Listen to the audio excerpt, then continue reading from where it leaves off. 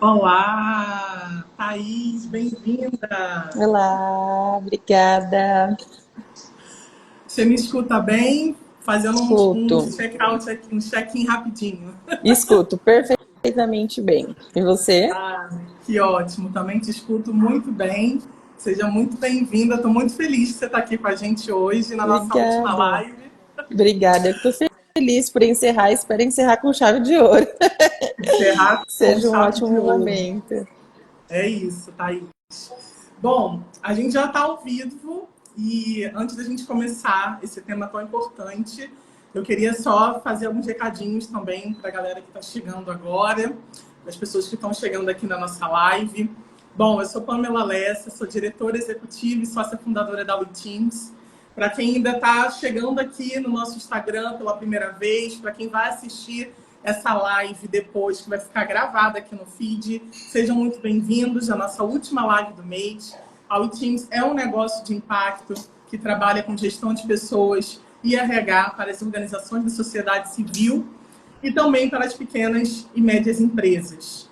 Então, hoje a gente está, esse mês de setembro a gente fez diversas lives, né, com temas super importantes que dialogam com a gestão de pessoas, que dialogam com o RH. E nesse dia de hoje a gente vai estar fechando essa programação de lives com esse tema sobre trabalho decente para as organizações da sociedade civil, as famosas ONGs aí que a gente conhece por esse nome, e também para as pequenas empresas. E hoje a gente tem uma convidada muito especial, que é a Thaís Jennifer, que eu já vou apresentá-la para vocês.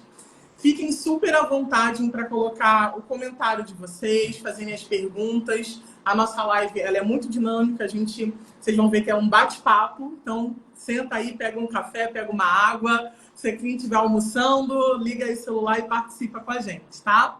Bom, vou começar apresentando Thaís Jennifer, nossa convidada aqui de hoje, essa pessoa maravilhosa. Vocês vão ver que a biografia dela também é maravilhosa, super potente. Bom, Thaís Jennifer Rocha é advogada e especialista em terceiro setor, esteve conselheira suplente no Conselho Estadual da Assistência Social de São Paulo, está secretária executiva na Comissão de Direito do Terceiro Setor OAB São Paulo, certificada profissional em Compliance Anticorrupção pela FGV, integra a Comissão de Compliance e de Equidade Racial da OAB de São Paulo, é palestrante e mentora de organizações da sociedade civil. Vocês já viram que a mulher é isso tudo, né, gente? Oh, Obrigada, bem-vinda mais uma Pam. vez, Thaís. Muito obrigada. Quero agradecer a oportunidade, agradecer também esse convite. Já peço desculpas se tiver algum ruído por aqui, mas estou em um lugar que está um pouco movimentado. Mas sou muito feliz de poder participar e poder contribuir, falar um pouquinho sobre o que eu penso sobre esse tema e poder também trazer a perspectiva de outros colegas, né? Porque a gente não caminha sozinho. Nós caminhamos todos juntos para tentar fortalecer o campo. Maravilha. Gente, e para a gente começar já, né? Já começar aqui o nosso bate-papo com a Thaís, vamos começar refletindo. Queria começar já trazendo um pouco de conceito sobre esse nome, esse tema de trabalho decente. Quando a gente estava pensando justamente na temática da live, a gente quis trazer esse tema de trabalho decente muito por conta também do Objetivo de Desenvolvimento Sustentável da ONU. Esse tema, né, esse conceito de trabalho decente é um objetivo, né, de desenvolvimento da ONU, que é a ODS 8, e que vem trazendo diversos princípios dentro desse objetivo.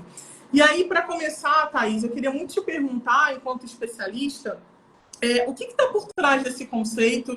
Quais são os princípios que podem estar aí dentro desse tema de trabalho decente? Perfeito. Quando a gente fala, né, dessa ODS, a gente tem vários princípios. Se a gente fosse falar sobre todos eles, claro, a gente levaria um dia inteiro, mas tem alguns pilares que são muito importantes. Eu vou citar 4 deles. Um é o respeito aos direitos e princípios fundamentais. Então, esse é um dos primeiros pilares que todos, não só as organizações da sociedade civil, precisam olhar. Inclusive, quando a gente fala de organizações da sociedade civil, a barra ela é muito mais alta, né? Então, quando a gente olha para esse ODS, a gente tem que pensar no respeito aos direitos, aos princípios fundamentais do direito do trabalhador. Outro é o emprego com qualidade, né? As pessoas às vezes falam, mas o que é o emprego com qualidade? O que é ter um emprego com qualidade? E aí acho que comunica muito bem com tudo que foi feito esse mês dentro da WeTeams. Saúde mental, por exemplo, é um dos tópicos que precisa estar ali listado entre os primeiros. A proteção social, que ela precisa ser expandida, né? Às vezes a gente pensa... Entrou uma ligação.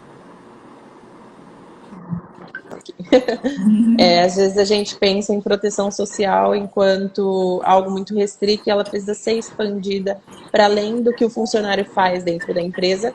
E o diálogo social, que também é um dos pilares mais fortes, né? A gente precisa ter negociações muito fortes, muito consolidadas para que a gente consiga fortalecer os direitos dos trabalhadores.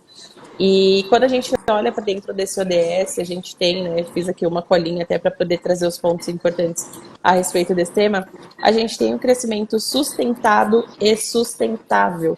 Então, quando a gente olha para o ODS 8, não basta crescer, quando a gente também dissocia isso do crescimento com a degradação ambiental, por exemplo. Então, adianta crescer, né, ter uma potência ali de crescimento econômico dentro do campo do trabalho, mas a gente não pensar e fazer essa dissociação do desenvolvimento ambiental, do crescimento, da degradação, sem pensar na degradação ambiental, no impacto que isso causa, o emprego pleno e produtivo. Nós não temos isso hoje no Brasil e em muitos outros países, e talvez a gente nem tenha ali um país que a gente possa falar, nossa, aqui temos emprego pleno. Nós não temos isso. Então, quando nós olhamos para esse ODS 8 também, a gente precisa começar a pensar não no indivíduo, eu enquanto indivíduo, mas as pessoas que também precisam usufruir dos benefícios, né, que estão ali dentro da Previdência Social. Então, numa discussão essa semana dentro do movimento Cuidar de Quem Cuida, a gente falou um pouco sobre isso. Quando nós pensamos no ODS 8 enquanto indivíduo, nós temos uma perspectiva. Mas quando a gente pensa no coletivo, tem várias outras camadas que às vezes não são observadas. E aí, dentre todas as linhas, né, que está dentro desse ODS, uma que é muito pensada para as organizações da sociedade civil, que aos meus olhos ela tem que olhar tanto para dentro quanto para fora, enquanto defensora de direitos, né, especialmente direitos humanos, a gente precisa olhar para a proteção dos direitos trabalhistas, que está dentro desses ODS. A gente tem a diversificação e modernização da tecnologia. Então, isso a gente vê que as organizações da sociedade civil, as pequenas empresas, as startups, elas conseguem fazer isso muito bem do lado de fora, mas isso também precisa ser olhado para o lado de dentro da organização. A geração de emprego decente, e aí a gente vai entrar nessa discussão mais aprofundada do que é o emprego decente, porque às vezes parece que é ventos da nossa cabeça que trazem ali o que é trabalho decente, como que se aplica, mas para mim o principal ponto, como que isso funciona na prática.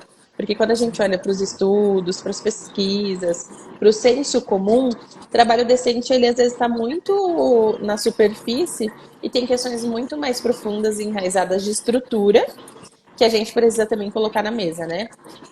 O emprego pleno e produtivo, então pensar, né, que não somos só em relação ao indivíduo, quando a gente pensa em trabalho não é só o trabalho individual, mas o que se aplica aos idosos, às pessoas com deficiência, à comunidade como um todo que depende da mão de obra, da produtividade, e a equiparação não, né? Mas oferecer iguais condições de trabalho para mulheres, homens, jovens, pessoas com deficiência, tentar erradicar o trabalho infantil, o trabalho escravo, que às vezes isso também não é mapeado, não é monitorado. É feito, muitas vezes, mas sem efetividade. Como que isso se aplica, né? Como que eu posso tornar essa regra efetiva dentro da organização ou dentro da empresa? E a redução dos jovens sem emprego. Então, quando a gente também olha para dentro desse ODS e tenta conectar com as organizações da sociedade civil, quantas não são aquelas que estão tentando trazer os jovens para conseguir capacitar, para conseguir desenvolver, para conseguir profissionalizar, para colocá-los dentro de empregos, né, para fazer essa integração ao mundo do trabalho, e aí conecta muito com o que se faz dentro das organizações da sociedade civil que atuam na área da assistência social. A gente tem uma resolução que fala sobre a integração ao mundo do trabalho. Então, é um olhar para fora. É o que essa organização consegue fazer para fora. Mas olhando para dentro, quantas organizações estão cumprindo suas cotas, por exemplo, de jovens aprendizes? Então, eu acho que quando a gente começa essa discussão, tem várias vertentes que a gente pode explorar. Muito bom, Thaís. E eu acho que é um tema complexo, porque quando a gente olha trabalho decente para as ONGs e pequenas empresas, eu sinto que existe esse desafio de olhar para essa temática, E aí eu queria até entender com você, né? Se você acredita que é por conta de um desconhecimento ou por conta de falta de recursos, porque muitas dessas organizações sofrem com essa questão da falta de recursos, mas eu entendo que eu vejo que é uma pauta, é uma temática que as pessoas negligenciam um pouco. A gente acabou de falar aqui diversos princípios, né, super importantes que podem até gerar riscos jurídicos para essas organizações, sim, mas ainda assim, esse ODS, esses princípios são comumente assim ignorados e negligenciados. Na sua opinião, por que você acha que existe essa negligência, existe esse distanciamento para olhar para essa pauta do trabalho decente? Essa semana, né, nessa reunião que eu mencionei no movimento Cuidar de Quem Cuida, eu estava falando com a Gabriela Savoia, e ela também é gestora e consultora em RH e tudo mais. E aí falando sobre um pouco assim sobre essa perspectiva, né? Quais são os desafios para as organizações implementarem, fazerem suas contratações seletistas? E aí um ponto que para mim surge que é muito latente. Muitas organizações, elas trabalham por projeto. Então, tendenciosamente, elas fazem as contratações para que as pessoas trabalhem naquele projeto específico.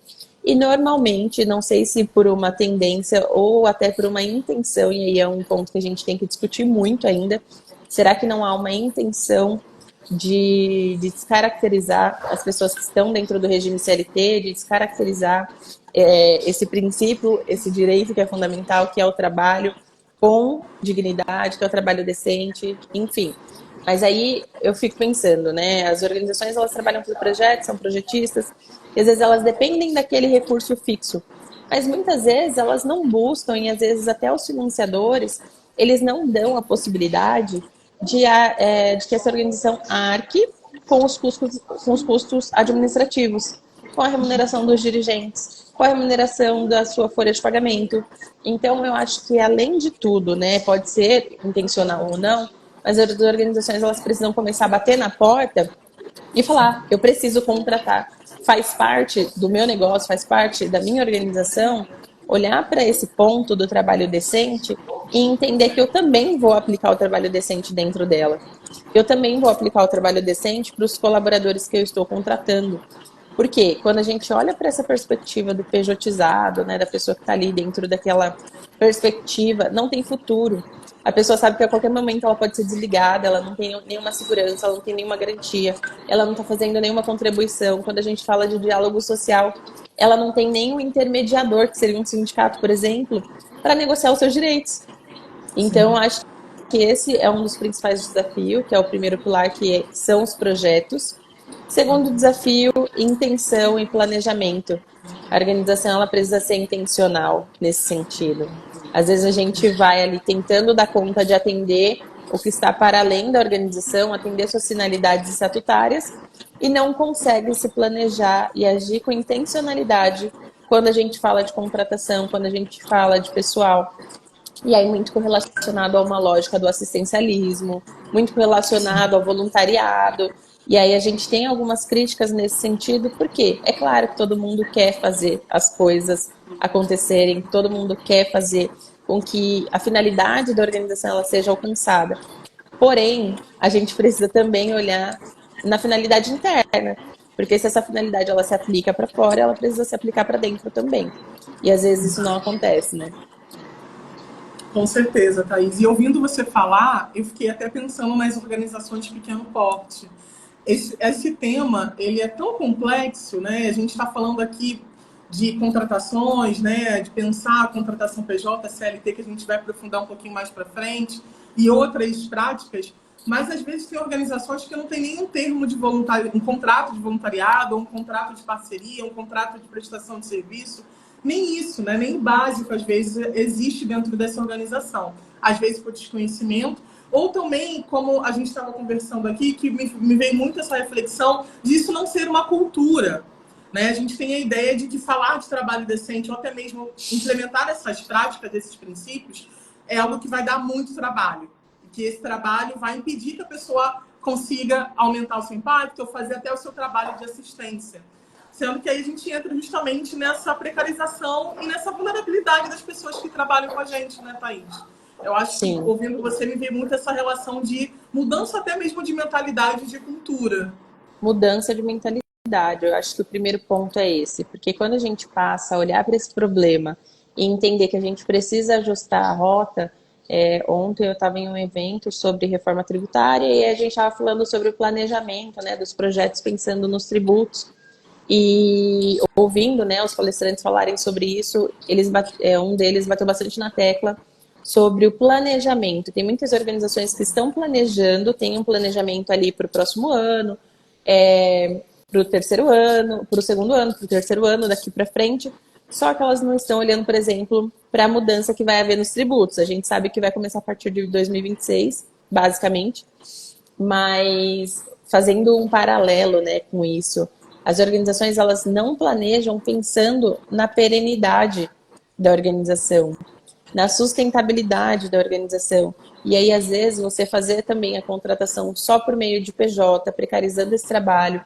Muitas pessoas, né, eu ouvi isso também lá na conversa que nós tivemos sobre o trabalho docente, muitas pessoas falando sobre mestres, doutores, que às vezes têm que buscar atividades paralelas àquilo que elas estudaram, se qualificaram, dedicaram anos da sua vida, porque elas não conseguem um trabalho fixo, um trabalho que tenha regime seletista. Elas estão sendo contratadas por PJ, sendo mal remuneradas, e acabou o projeto, ou até mesmo antes de acabar o projeto, beijo, tchau, não preciso mais de você. Então, a precarização, ela vem também nesse sentido. Quando a gente fala das pequenas empresas, eu acho que tem esse desafio do mercado, mas quando a pessoa ela se coloca no mercado, ela, em tese, já deveria saber que ela iria enfrentar esses desafios, que é a de elaboração de contratos, que é a de contratação de pessoas e gestão de pessoas, que é fazer as coisas acontecerem dentro dos princípios legais, atendendo à legislação e de forma organizada. É claro que às vezes as coisas vão acontecendo e precisa do dia para a noite resolver muita coisa. Mas, ao mesmo tempo, às vezes as empresas elas vão crescendo nesse ritmo. E aí a gente tem várias organizações, várias pequenas empresas que foram crescendo e elas continuam dentro dessa mentalidade. Elas continuam dentro desse pensamento, que elas só precisam ter alguém que seja mão de obra barata, que faça aquele serviço e pronto. Só que isso gera vários desgastes, né, ao longo da relação, que a gente também vai acabar explorando aqui. Mas eu acho que a gente precisa também colocar, quando a gente faz essa lógica, né, uma é com fins lucrativos, a outra é sem finalidade de lucro. Mas não é porque é sem finalidade de lucro, que é por propósito, por finalidade estatutária, que a gente não tem que olhar para as regras e direitos que se aplicam a essa organização. E não são poucas, né? Como a gente falou, a régua é sempre mais alta, a burocratização é sempre mais alta, a criminalização é sempre mais alta.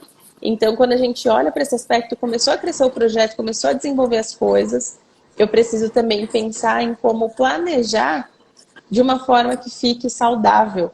Quantas pessoas não estão esgotadas, né? Não estão cansadas porque ocupam dentro de uma organização, dentro de uma pequena empresa, o chamado equipe. É uma pessoa que faz a posição de 3, às vezes. Uma pessoa que vai ocupar vários espaços para dar conta que aquela finalidade seja alcançada. E aí o discurso por trás é sempre esse, mas o propósito, o amar a causa. É claro que a gente ama a causa, que a gente tem propósito, mas a gente também tem boleto para pagar. Então, acho que precisa ser pensado nesse sentido, né? Com certeza. Eu vou voltar nesse ponto, Thaís. Eu queria só fazer uma pausa. Claro. O Balé da Ralé fez uma pergunta aqui muito interessante, né? Muito ainda dentro daquela questão que a gente comentou, das organizações começarem a bater na porta, né? A falar sobre a necessidade também de ter um apoio para conseguir remunerar a sua equipe, né? De se desenvolver e fortalecer institucionalmente a sua organização. E a Balé da Ralé perguntou qual é a dica que a gente poderia dar para conseguir parcerias para o pagamento de pessoal. As empresas muitas vezes querem fazer uma doação congelada, que a maioria das vezes não cabem o pessoal. Vou deixar você responder, depois eu comento também. Maravilha. Eu tenho falado muito sobre o compliance, né? Eu faço a implementação dos programas de compliance em algumas organizações, e aí eu fiz recentemente uma palestra e eu falei que eu vou lançar um movimento, hashtag Cadê o do Compliance? Porque os financiadores exigem que as organizações tenham programas implementados. Hoje à tarde eu vou falar sobre isso, que alguns estados já têm legislações exigindo que aqueles que façam parceria com a administração pública tenham seus programas implementados, mas eles não querem arcar com isso. Eles não querem pagar por isso. E quando a gente pensa, né, no financiador, e aí tem várias formas de captação de recursos, a gente entra dentro de editais, a gente entra das doações com encargo, sem encargo, enfim, tem várias modalidades. Só que quando a gente olha para esse ponto, eu também bato na tecla que cabe muito à organização começar a negociar. Porque se todas as organizações estivessem negociando isso, olha, tudo bem, eu já entendi o edital, eu já entendi a proposta, mas eu preciso ter um pessoal qualificado, porque é o que você me exige, um pessoal que seja registrado, que tenha os seus direitos fundamentais garantidos, porque não adianta nada eu buscar minha finalidade lá fora e aqui dentro eu não conseguir aplicar, e insistir nisso, porque precisa ser um movimento em que todas as organizações se disponham a fazer isso, mas às vezes o senso comum, já está acontecendo assim, sempre foi assim, não vai mudar, faz com que muitas simplesmente aceitem as condições e não busquem as mudanças. Então, acho que a dica que eu dou é essa, tentar bater na tecla com os financiadores e discutir sobre o financiamento do administrativo, porque sem o financiamento do administrativo de pessoal e tudo mais, a gente não consegue ter um bom trabalho. E aí vai exigir lá na frente que se tenham qualificações, que se tenham mil e uma coisas, que só o dinheiro é capaz de fornecer para essas pessoas. Muito bom, Thaís. Eu concordo muito com você. Não sei se o Balé da Ralé aqui conseguiu ouvir, mas eu também penso assim, eu acho que se tem alguma brecha dentro dessa relação de parceria, de apoio, de patrocínio para conversas, que eu acho que toda relação deveria ter esse espaço, né, de diálogo, de escutar quem está sendo apoiado e conversar com esse apoiador, dentro dessa brecha tem que ser conversado e negociado sobre esse apoio, né, sobre a necessidade dessa organização. E principalmente também trazendo dados, né? Eu acho que se a organização puder trazer dados do quanto que ela precisa para conseguir remunerar e onde ela conseguiria chegar, o que ela conseguiria melhorar do seu ambiente organizacional com esse apoio, até mesmo esse apoiador, esse patrocinador conseguiria ter uma visão um pouco mais clara, né? Da necessidade desse apoio, já que a gente pode correr o risco de ter apoiadores e patrocinadores que desconhecem essa necessidade. Um outro ponto também, que eu acho que é muito importante, né, Thaís, é esse movimento coletivo, né? Eu acho que por isso que é importante também a gente estar aqui nessa live, a gente está dentro dos grupos das organizações, das empresas, trazendo esse debate coletivo, porque quanto mais o coletivo entender a necessidade e importância do trabalho decente, de remunerar a sua equipe, de promover um ambiente de trabalho saudável, mais essa temática vai ser expandida, né? E vai chegar dentro do ambiente desses apoiadores e patrocinadores. E um último ponto, eu até lembrei de uma fala até da Dai, da nossa última live, que é: quais são os seus inegociáveis, né, Thaís? O que você está disposto a negociar e aquilo que você não vai negociar.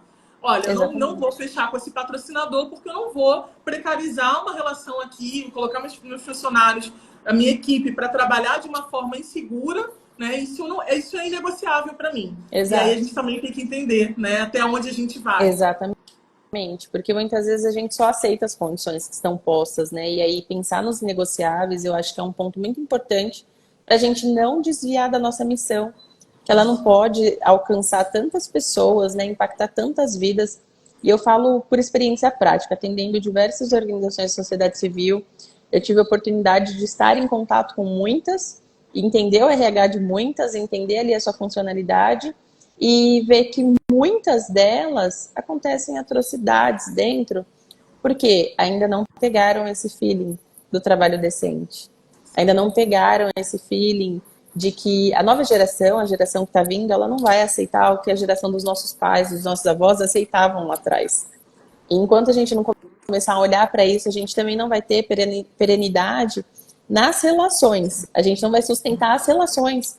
A rotatividade, o turnover das organizações, ela tem sido altíssimo. Mas por quê? Porque ainda não entenderam que é preciso mudar a cultura institucional, é preciso mudar a mentalidade, é preciso pensar na qualidade de vida dessas pessoas, no trabalho que elas estão desenvolvendo, se é decente, se não é, como que ele vai se desenvolver, o que eu posso olhar para além dos requisitos de trabalho, dali das descrições das atividades que a pessoa vai fazer, o que eu posso olhar para a pessoa, para o ser humano, né? Ser humano. Porque e isso foi o que apareceu também na discussão. Quando a gente fala, por exemplo, dentro das pesquisas, dos estudos que eu fui ver sobre trabalho decente e tudo mais, tem uma lógica de que, para que esse trabalho decente aconteça, cumpram-se ali alguns requisitos, né? Tipo, que a pessoa tenha um salário bom, que a pessoa tenha os seus direitos sociais garantidos, enfim. E aí, um dos pontos foi o questionamento.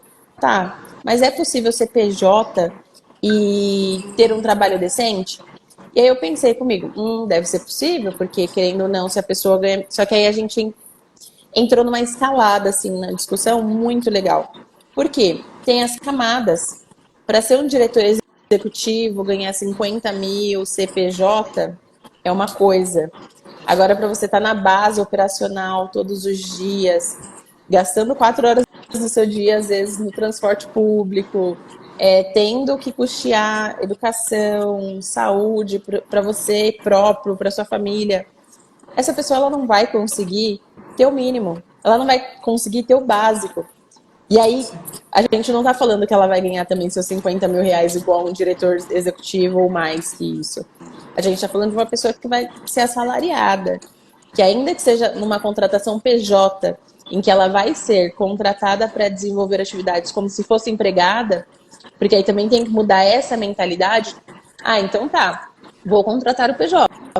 Mas aí eu trato o PJ como um seletista, a gente já vai até para o próximo passo, que daqui a pouco os riscos trabalhistas, né? Mas quando a gente olha para isso, é muito complexo. Então a gente tem que escalonar até esse ponto de entender que nem todo mundo está dentro da organização na mesma posição. Sim. Exato, exato, Thaís. Esse ponto é muito sensível, né? Cada um ali, cada pessoa pode estar vivendo um nível de vulnerabilidade. Então, por isso que é importante também conhecer quem são as pessoas que a gente contrata. Exato. E, de novo, a gente sempre volta nessa mesma tecla do planejamento, né, Thaís? Eu queria até fazer, antes da gente entrar nessa questão do risco trabalhista, queria até te perguntar, assim, né? Você, enquanto advogado, especialista no terceiro setor, quando a gente olha para o planejamento, eu sempre vejo as organizações correndo para poder montar planejamento estratégico, captação de recursos e tal, mas não pensa em ter um advogado nesse processo do planejamento, né? Pensando onde essa organização quer chegar, nos riscos que devem ser evitados. Qual a tua opinião sobre isso? Por que o advogado ele só é chamado para apagar incêndio, Thaís? Olha, eu vou te falar duas coisas. A primeira, quando a gente chama atuação preventiva, a organização às vezes ela pode olhar e falar, nossa, mas vai ser caro eu manter um advogado aqui mensalmente, que possa me dar suporte, que possa prestar consultoria, que possa dar treinamento. É um valor muito alto, não consigo colocar isso no meu planejamento. Só que quando eu deixo de fazer isso, o custo do contencioso para lidar com todos os problemas que foram causados ao longo do processo é muito mais alto. Porque nenhum advogado atua na urgência sem cobrar pela urgência. Quando a gente atua para resolver o problema, não é a mesma atuação planejada, pensada para evitar o problema. Então, eu acho que também é uma questão cultural. As organizações elas acabam pensando que, não, vou fazer essa economia aqui agora, não posso, não preciso, não quero, isso eu resolvo, isso eu mesmo faço. Só que eu sempre falo, pelo menos o trabalho que eu desenvolvo ele é muito personalizado e muito pensado naquela organização. Então eu sempre olho para os riscos que aquela organização está exposta, eu olho para os contratos que aquela organização está desenvolvendo, eu olho para a governança daquela organização. E aí a gente mapeia esses riscos e mitiga, né? Olha, eu estou vendo que precisa ajustar isso dentro das relações de trabalho. Essa pejotização não funciona se você está tendo subordinação, onerosidade, se você está tendo todos os elementos caracterizadores de um vínculo trabalhista, por exemplo. Então, quando a gente atua de forma preventiva, a gente consegue ajustar ao longo do tempo o que a organização consegue reduzir de riscos. Agora, passou o tempo. Eu deixei, não tive lá esse suporte jurídico, técnico para auxiliar. Vai acontecer. Em algum momento a bomba sempre estoura. Eu sempre falo, vai estourar em algum momento. E não é uma profecia, não é um desejo do meu coração, porque normalmente quando isso acontece eu também tenho que entrar nesse fluxo de agora é muito urgente. E aí a gente tem que correr para resolver aquele problema. Dentro dos programas de compliance eu já recebi mensagens meia-noite. Preciso do código de conduta para amanhã para Nossa. atender a demanda do financiador. E aí o que faz a advogada? Trabalha de madrugada junto com o cliente para poder entregar no outro dia aquele código de conduta de acordo com o que o financiador pedia. E aí eu sempre falo, essa é a primeira etapa, mas a gente vai ter que voltar todo o caminho. Vamos ter que voltar todo o caminho para mapear todos os seus riscos, ajustar esse código de conduta emergencial e fazer os treinamentos competentes para que todo mundo esteja na mesma página. E aí eu acho que quando a gente também fala sobre as demandas que podem vir no âmbito trabalhista, vai apagar incêndio? É isso. A gente vai apagar o incêndio, mas a gente vai ter que voltar lá atrás, ver onde você está errando, ajustar para que isso não aconteça novamente. Sim, exato. E eu queria até, Thaís, te perguntar sobre esses riscos trabalhistas, assim. Se você puder compartilhar alguns que você já vivenciou ainda dentro da tua experiência, né? Os que mais são mais críticos para as organizações, até mesmo para que as pessoas possam entender, gente, que lidar com essas consequências é muito pior, né, do que a gente sentar, se planejar e prevenir. Exatamente. Porque todas essas consequências, né, negativas afetam os colaboradores, a marca da organização, o impacto, todo o trabalho de anos, né, Thaís? De anos. Compartilha com a gente o que você acha. E é de anos. De anos. E eu sempre falo, eu bato muito na tecla da reputação. A reputação, às vezes, você constrói em 30 anos e perde em 3 minutos. Né? Em 3 minutos. Em 3 minutos. Então, quando a gente olha para esse cenário e olha para os riscos trabalhistas, além de um risco financeiro, há o risco reputacional, com toda certeza, porque nem sempre aquele processo vai ficar descrito à organização e à outra parte. Não, isso pode vazar, isso pode dar muita repercussão. Mas dentro desse cenário, né, eu sempre bato na tecla dos elementos caracterizadores do vínculo trabalhista. E aí tem a regrinha do chopp dentro do trabalhista, que é a subordinação. Primeiro, eu vou contratar um PJ que eu vou exigir subordinação dele. Então é o primeiro elemento para que a pessoa possa afastar. Não vai ser meu subordinado. Eu não vou ficar cobrando essa pessoa como se ela fosse meu empregado. Ela vai trabalhar ali, vai prestar um serviço para que ela foi contratada. Habitualidade. Eu sempre vou exigir que seja essa pessoa. Tudo bem que seja a mesma pessoa por conta de, às vezes, uma característica técnica. Né? Tecnicamente, eu preciso contratar a Pamela porque ela é a profissional especializada que eu preciso.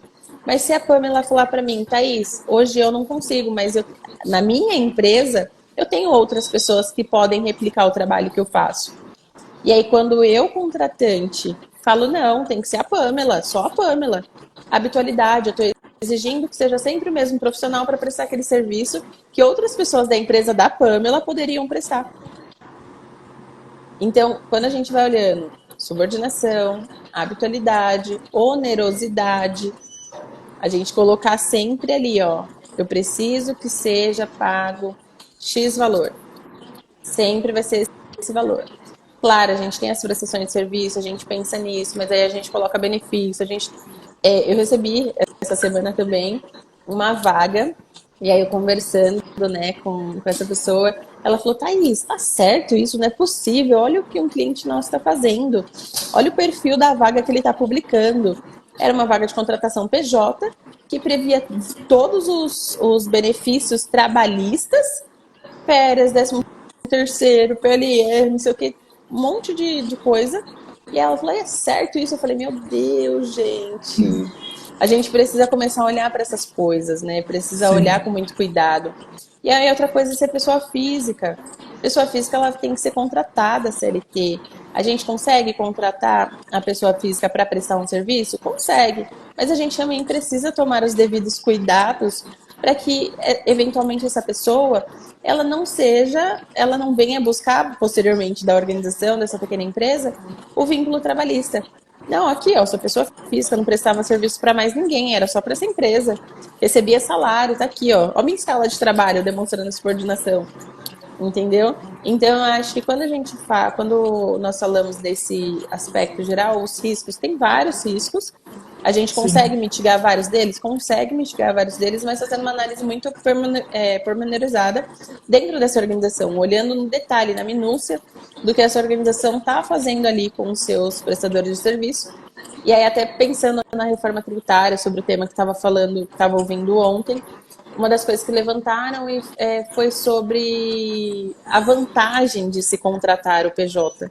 Não vai mais ser tão vantajoso. Então, precisa ser pensado isso, tem que colocar isso no planejamento, né? Que às vezes as organizações estão assim, ai, mas ainda não aconteceu, ainda não está acontecendo, mas vai acontecer em breve. Então, quanto antes sim. as pessoas jurídicas, né, as organizações, as pequenas empresas conseguirem já se adequar, colocar no radar tudo isso que está acontecendo e pensar nesse modelo de contratação, é mais fácil. É mais fácil da gente conseguir organizar para tentar afastar os riscos que ela estaria exposta. Sim. E você acha também, Thaís, que o papel das lideranças, o preparo das lideranças, também é É fundamental fundamental. para implementar esse trabalho É decente? fundamental, é fundamental. Quando a gente fala em compliance, a gente fala walk the talk, que é o quê? O exemplo. O exemplo da alta liderança em relação à integridade. E quando nós estamos falando de liderança de pequenas empresas, de organizações da sociedade civil, o exemplo. Se aquela organização ela entender a importância do trabalho decente, ela vai começar a se planejar para que ela consiga que as pessoas que trabalham lá tenham um trabalho decente. Mas quando não há nem essa discussão, quando não há nem essa conversa, como que essa liderança ela pode se preparar? Como que essa liderança ela pode pensar em planejar? Mas aí a gente vê que às vezes a própria liderança da organização ou da empresa é sobrecarregada. Tem uma sobrecarga muito grande. Muitas pensando, claro, em fazer um caixa maravilhoso, em ter uma segurança financeira maior, em ter liberdade, né, financeira, geográfica, que é o que a gente tem escutado nos últimos dias, mas não pensam na base, não pensam na sobrecarga. Como eu falei, às vezes tem uma pessoa que está fazendo a função de três. Então a gente está precarizando demais esse trabalho. A gente tem lideranças que não dão exemplo, porque, por exemplo, não usufruem dos benefícios que teriam trabalhistas, né? Férias, licença, maternidade, paternidade. Ah, vou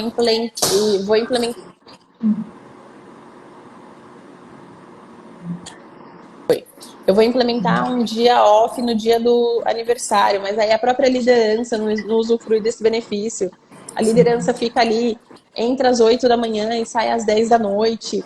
Aí aquele funcionário, aquela pessoa que está ali contratada como PJ, às vezes, ela vai pensar o quê? Vou seguir esse exemplo para que eu não seja dispensado, não seja descartado, porque se o próprio líder está fazendo isso, que dirá eu? E aí aqueles que não fazem são mal vistos, né? Eles são mal vistos Exato, normalmente. exato. Ou até mesmo, né, Thaís, quando tem ali uma área jurídica ou um suporte, uma consultoria que entra dentro da organização para apoiar, e a liderança não se adequa, né? Aí vem o jurídico, fala uma coisa, orienta, a liderança vai lá, faz outra coisa completamente diferente. Não tem uma comunicação transparente, né? Eu acho Não. também, Thaís, isso é um ponto, né? É, seja você TPJ, TCLT, enfim, dentro da estratégia da tua organização, mas o que eu vejo muito é a falta de uma comunicação transparente do que realmente aquela vaga pede, o que aquela pessoa vai fazer, o que ela tem direito, o que ela não tem direito. Então, isso também acaba atrapalhando o trabalho decente, né? Sim. Prejudicando essa segurança, né, Thaís? E quando a gente pensa na pejotização, que direito a pessoa tem? Que É. direito essa pessoa tem? Ela não tem direitos. Em tese, ela não tem direitos. E aí eu acho que é por isso que também a comunicação ela fica muito dificultada. Ela fica muito difícil, porque a organização, às vezes, ela até tem alguns CLTs, alguns PJs, mas como que eu comunico com esses dois campos? Como que eu faço, né, para ajustar esses dois campos? E assim, é o viável hoje para essa organização começar dessa forma, tá tudo bem, mas ela precisa lutar para mudar esse cenário. Não pode crescer e deixar que as coisas se desenvolvam dessa maneira. É igual o trabalho voluntário. Tem organizações que, se a gente tirasse o trabalho voluntário, acabou a organização. Porque cresceu nesse ritmo, nessa mentalidade, entendendo que vai ser único exclusivamente assim. E aí a gente tem normas de contabilidade que falam, né, voltadas para o terceiro setor, sobre a representação financeira do trabalho voluntário. Então, quando a gente fala da escrituração do trabalho voluntário, pensa nesse ponto, eu fico pensando, quantas são as organizações, primeiro, que fazem essa escrituração? Segundo, que se tirasse esse trabalho voluntário, fecharia as portas. Porque foi crescendo nessa sistemática, nessa logística. Mas quantas oportunidades de trabalho poderiam estar sendo geradas se elas brigassem por essas pessoas, por exemplo? Tudo bem, eu quero ter o trabalho voluntário porque tem o administrador que só quer ir lá brincar, fazer sua atividade. Eu tenho o professor que só quer ir lá ficar com as crianças e promover a finalidade da organização. Mas a minha organização não pode depender única e exclusivamente disso. Ela não pode depender única e exclusivamente desse trabalho. E aí eu colocar o voluntário para estar na organização 3 horas por dia, 5 vezes por semana. Então, isso também precisa ser pensado, né? Para tirar um pouco dessa sobrecarga e entender outros modelos, outros planejamentos, outras formas de executar essas atividades. Com certeza, Thaís. E a gente também, gente, está falando aqui, olhando também para as organizações de pequeno porte, para as empresas de pequeno porte. Essa temática também abrange essas organizações, principalmente essas organizações que às vezes falta recurso, enfim, né, tem um desconhecimento um pouco, né, sobre algumas práticas. Mas eu vejo também algumas organizações menores sofrendo muito com esses riscos, né?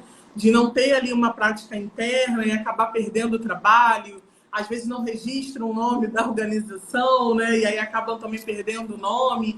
Enfim, toda essa temática também afeta as organizações menores. Então, se você é uma organização de pequeno porte, principalmente você deve buscar esse apoio, né, de uma orientação jurídica, de um advogado, para estar do seu lado, para preparar a sua liderança para a sua jornada, né, de crescimento aí dentro do terceiro setor, ou se você for uma pequena empresa dentro do mercado. E aí, Thaís, para a gente já ir caminhando para o final, eu queria ouvir você falar um pouquinho sobre o que a gente pode esperar, né, dentro dessa temática aí de trabalho decente. Quais são as perspectivas, né, para o futuro, olhando também agora para o presente, que a gente pode esperar dentro dessa temática? Uma coisa que eu sempre falo dentro da perspectiva da mudança de cultura organizacional, de cultura das pessoas, nenhuma transformação ela acontece do dia para a noite. O que funciona hoje assim, amanhã não vai estar de outro jeito. Então essa mudança ela precisa ser contínua. A gente precisa esperar e promover um ambiente de mudança de cultura organizacional. Nós temos visto as pessoas, né, os financiadores, as organizações, perdendo um pouco o seu perfil, e acho que foi um pouco do que a Dai falou, né, de colocar o segundo setor dentro do terceiro setor e exigir das organizações que elas tenham essa cara. E eu ouvi isso também em alguns outros espaços, sobre essa profissionalização do terceiro setor, quando eles olham e acham que o terceiro setor tem que agir como o segundo. Mas o segundo é o segundo, o terceiro é o terceiro. E aí nós precisamos o quê? De uma mudança cultural. Nós precisamos entender que está para além do lucro, está para além da finalidade, envolve direitos humanos, envolve pessoas em primeiro lugar. Então, do que adianta a gente buscar por essa mudança lá fora e não buscar essa mudança dentro? Então, a mesma hashtag do movimento que eu estou criando no compliance, eu acho que agora é a hashtag do vamos, cadê o dinheiro para o trabalho decente também dentro da organização? Cadê o impacto? Porque às vezes recurso próprio, a gente sabe as dificuldades dentro da captação de recursos que várias organizações enfrentam, e também não é um processo que acontece do dia para a noite. Captar recurso não é do dia para a noite, né? Não é se desenvolver e achar que amanhã abriu a porta, abriu o CNPJ, as coisas vão acontecer. Não. Então também tem que ter uma consciência muito grande, quem está entrando nisso, de entender que as coisas elas vão acontecer, mas aos poucos, precisa de planejamento, organização e apoio. A assessoria contábil está em todos os lugares. A gente sempre vê que eu acho que o conselho de classe dos contadores ele é muito forte no sentido de promover a ideia de que é muito necessário o contador. E aí, quando a gente fala de empresa, sempre buscar um profissional especializado naquela temática. Quando a gente fala de assessoria jurídica, a mesma coisa, de captação de recursos, a mesma coisa. Então, já entrar sabendo, né, que vai ter todos esses desafios. Porque às vezes entra achando o quê? Que vai chegar, vai fazer a transformação, vai mudar tudo. E não é assim, porque você vai envolvendo outras pessoas, tanto as pessoas que são alcançadas por aquilo que está sendo feito pela organização, quanto as pessoas que estão dentro da organização. Então é um trabalho para além da caixinha, né? Muito bom, Thaís. Eu acho que a gente consegue finalizar essa live com essa frase, né? Que não é só sobre dinheiro, não é só sobre lucro, é sobre direitos humanos. Isso é uma frase assim muito importante que eu acho que todos nós temos que parar agora e refletir. Quando eu falo nós, é nós empreendedores, gestores, diretores, Sim. presidentes de organizações da sociedade civil, de empresa, de negócios de impacto também, porque também dialoga com o impacto socioambiental. Sim. Né? Isso que a Thaís falou de terceiro setor é terceiro setor, segundo setor é segundo setor. A gente tem que entender em qual lugar a gente está e quais são as nossas práticas. E aí também, né, Thaís, como você falou, né, as pessoas que a gente contrata são pessoas em situação de vulnerabilidade, são mulheres, são pessoas negras. Então não adianta trazer essas pessoas e colocá-las em situação de risco dentro da Sim. nossa própria organização e Sim. gerar impacto, né? Exatamente. Muito bom, Thaís. Muito bom. Eu acho que a gente fecha assim com chave de ouro.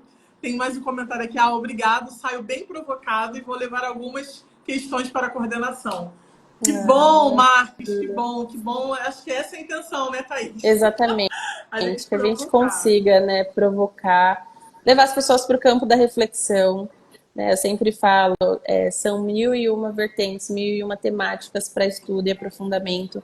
Mas se a gente começar um pouquinho por dia, as coisas já mudam muito, né? Que a gente faça 1% ali diário de transformação.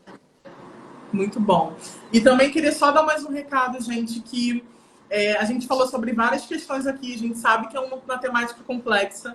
Amanhã a gente vai estar falando um pouquinho sobre o programa de compliance em parceria com a Thaís, pela WeTeams, que a gente vai estar divulgando aqui no Instagram. Então, para quem quiser conhecer um pouco mais sobre esse programa, estiver precisando de um apoio jurídico, de um advogado especialista nessa área de terceiro setor, a Thaís vai estar aqui, né? Vai estar compartilhando, né, nossa rede social, a gente vai estar divulgando esse programa. Então, se você está precisando de orientação nesse momento, fica de olho aqui no nosso Instagram, manda uma mensagem para a gente, manda uma mensagem para a Thaís para saber um pouco mais como que a gente consegue te ajudar, independente do porte da sua organização. Isso é muito importante, tá bom?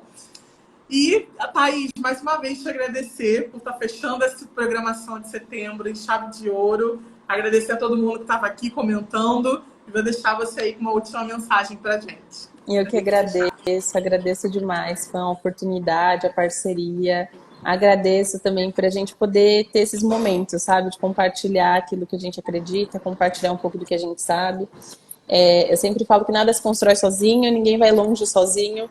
Então, que nós possamos seguir juntos, fazendo com que as coisas sejam transformadas para todos.